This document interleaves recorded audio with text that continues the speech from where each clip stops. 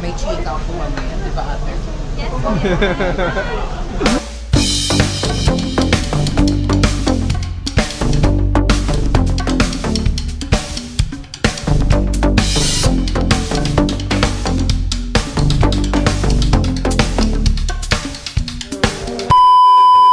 It's me again, Tipalaboy po Lagan, and welcome back to another vlog. So another food trip na naman yung gagawin natin. So we will be reviewing one of the best Japanese food house dito sa city. So the name of the place is WAKAMATSU yakiniku. It's located here in F. Cabajo, Barangay Maboro City. So right now we'll have our dinner in this place. So tara, let's go. 泣き崩れてもいいよあなたの心を絡ませて Guys, we're here at WAKAMATSU yakiniku Cebu branch. Nakita ko sa TikTok. And then when I checked their page and then checked their menu, oh my god. Actually, I've done this that I Japanese food. I love the food. Finally, sashimi. Ako na! Marky o paborito mo? California maki. You also have sashimi. Naubos na rin yung spicy shrimp. Sarap.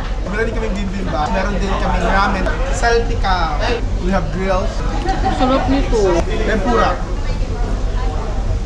If you're craving for sa Japanese food or yakiniku, we recommend to visit this place. Hindi naman siya mahirap hanapin. Yung landmark niya is nasa tapat ng icon kung party pips ka. So, nasa harap lang talaga niya.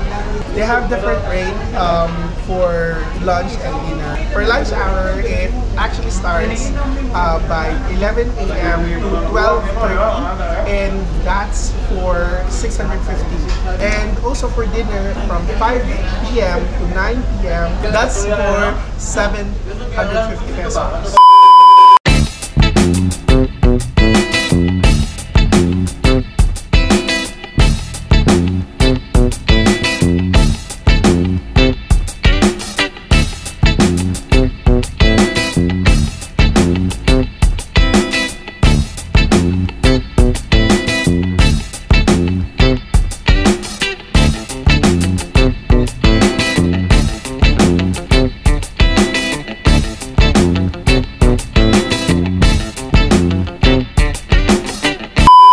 So guys, kakatapos na kami kumain and napakasarap.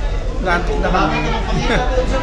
So, ayun, the experience was good. The food is really delicious. Hindi ako yung mahilig sa Japanese food, pero I can say na yung sashimi talaga guys, napakasarap. Hindi siya malangsa at saka yung kanilang tempura.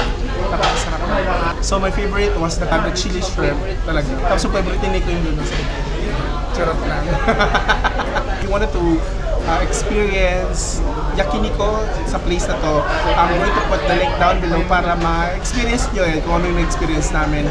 Napakasarap. And you can also check their Facebook page para sa kanilang mga announcement. So yeah, I think this is the best time to end this vlog. And if you're not yet my subscriber, please do subscribe by clicking the red subscribe button and the bell next to it para ma-update ka sa mga bagong vlogs kagaya nito. So it's me again, Tipalaboy po Lagan, saying explore because life is too short and be a responsible Lagan.